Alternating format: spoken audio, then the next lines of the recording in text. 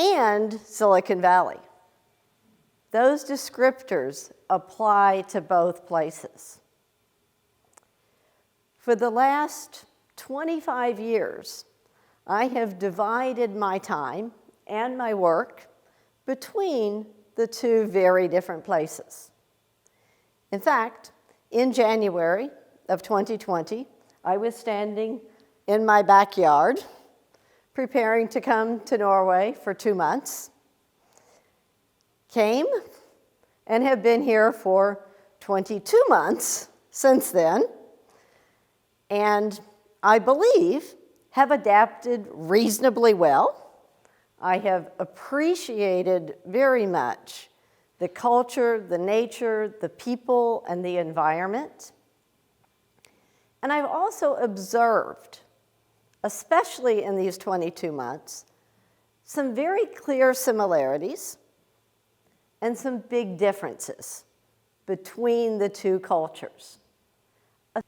In both Silicon Valley and Norway, people are highly educated, want to succeed, have lofty goals.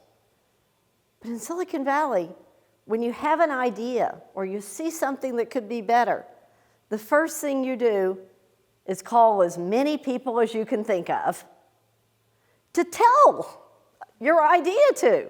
You want to share it. You think about people that might have had a similar idea, and you say, let's meet at Starbucks.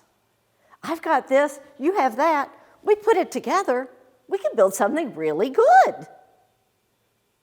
It's what we call 1 + 1 = 3. The more we can collaborate and share and build collaboratively and jointly, the greater the success of an innovation from a Silicon Valley mindset. Because we also want to, early in the process, get customers involved. Who will buy it? We want to work with them. The market may have shifted in a completely different direction, so it's no longer relevant. It's great, but there's no need for it because too much time has gone by, or it could have been shifted just slightly, and a lot of people would want it, but it's been perfected too far this way. Always a likelihood that the need, the demand, the market will change so that the demand has been overlooked, causing it to fail. Silicon Valley is much more demand side.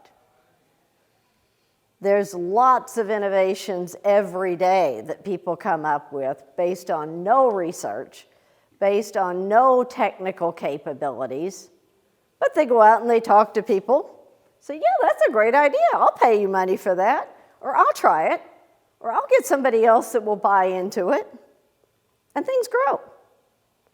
Not necessarily based on what is in it, but the demand that has been created and the collaboration and the buy-in that has been achieved.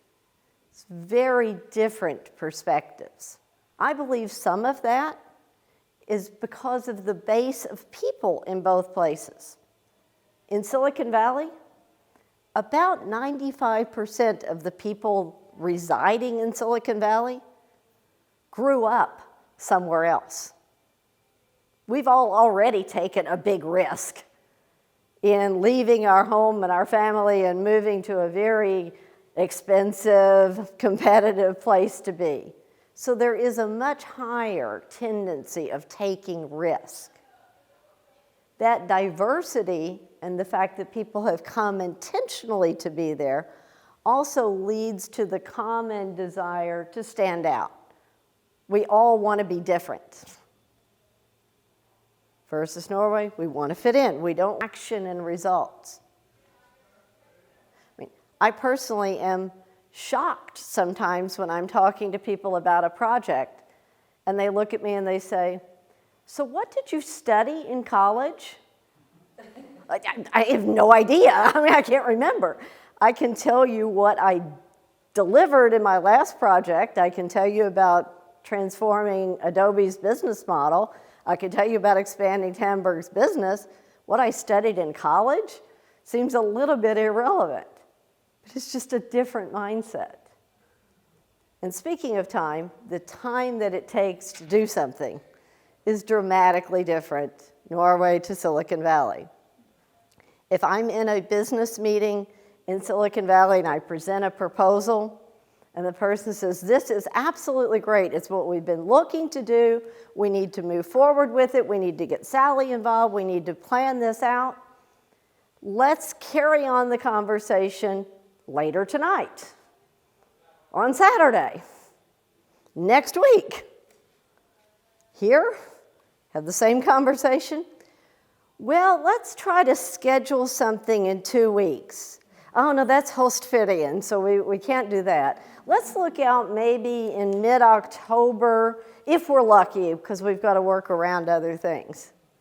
Things take more time. It's neither good nor bad, but sometimes when you're talking about innovation, the time that we're taking to make decisions and move forward can stand in the way of creating that momentum. I see a leadership, the first thing they're going to be asked most of the time is how many customers do you have and what's your revenue? Oftentimes, the entrepreneur from Norway will say, well, we don't have customers yet. We have patents. We've been working on this for 5 years. We have all of this research that shows why it's better. The value from the Silicon Valley view is the adoption and the customers and timing. Working on something for 5 to 10 years can be looked at as a negative. Working on something for 2 years and having customers can be considered a positive. It's a different shift. So business success, to really get to the unicorn level, exponential growth, it's about demand and adoption, customers and collaboration, balanced with, ideally, the Norwegian mentality of having a good solution. This is how things work in Norway. I kind of figured out 10 years later that was not always the case. But that company was Tandberg. And back when I joined Tandberg at the end of the 1990s, there were 40, 50 people, a true scale-up. A good product. It wasn't perfect. Trust me, having run a lot of demos with British Telecom, other places, it was not perfect. But it was good. And the focus was on how can we really build more capabilities based on the customers and the partners and the market. Unheard of at that time for Cisco to pay anything above the share price, let alone 30% for a company.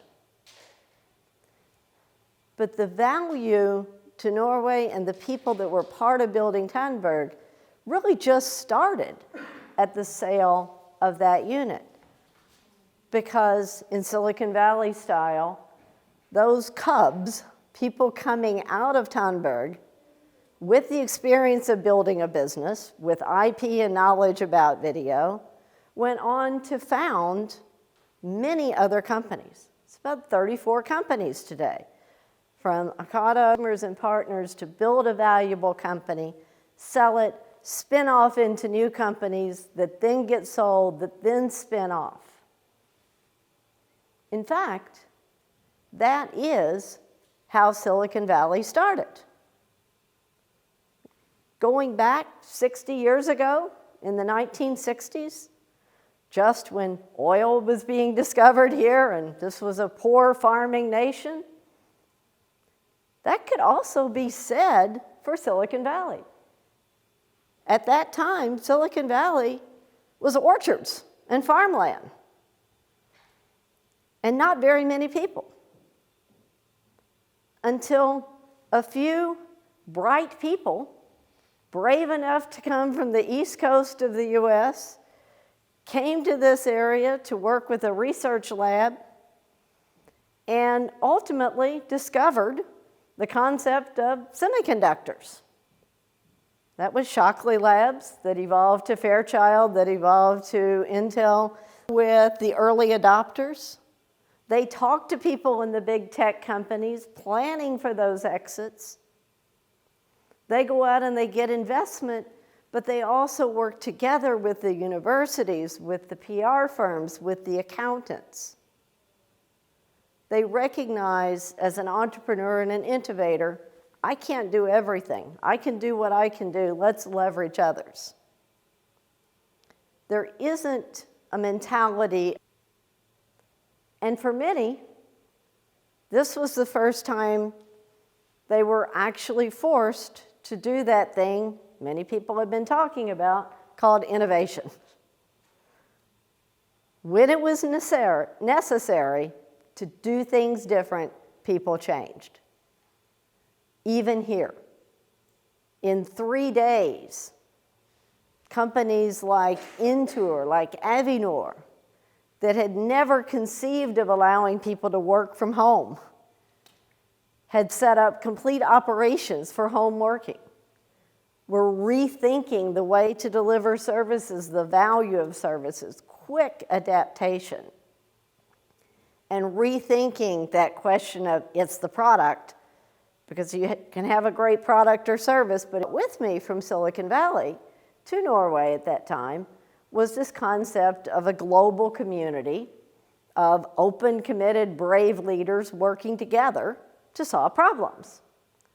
And so in March of 2020, I leveraged that, something called Executive Growth Circles, a methodology of bringing people together digitally to share challenges, share ideas on innovations, encourage each other to take risks, and learn real time. And from March 2020 until today, we've had 85 leaders working in this digital platform on challenges around building an innovation culture, preventing disruption, leading in new ways.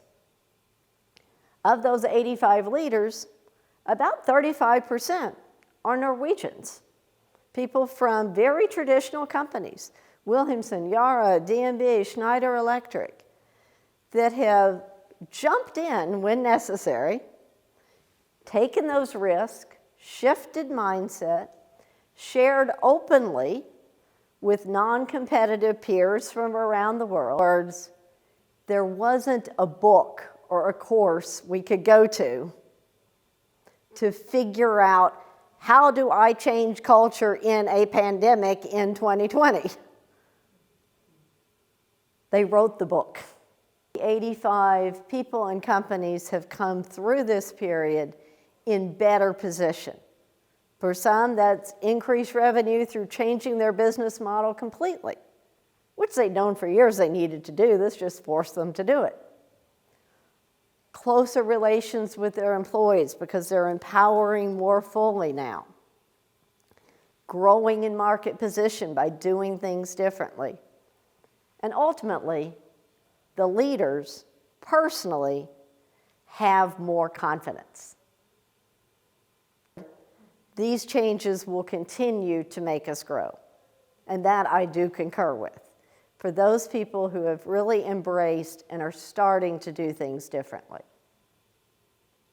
So this is the time, I believe, for leaders, innovators in Norway, in Central Europe, around the world, to embrace the concept of Silicon Valley style mindset. Don't have to do everything the way we do, but begin to think openly. Begin to say, yes, let's do it. Yes, and. Let's try this. To just try something different. Take a small risk. Who could you chat with about the idea that's been floating in your head? What might your customers think if you went to them and said, I just want to have an open conversation. I don't want to sell you anything. I want to hear what you're worried about. Let's work on this together. Let's brainstorm how we can come through the pandemic into the new paradigm together collaboratively. And for those of you that are talking to people that might book speakers, I would love for you to remember me as a way of helping you to help your clients to move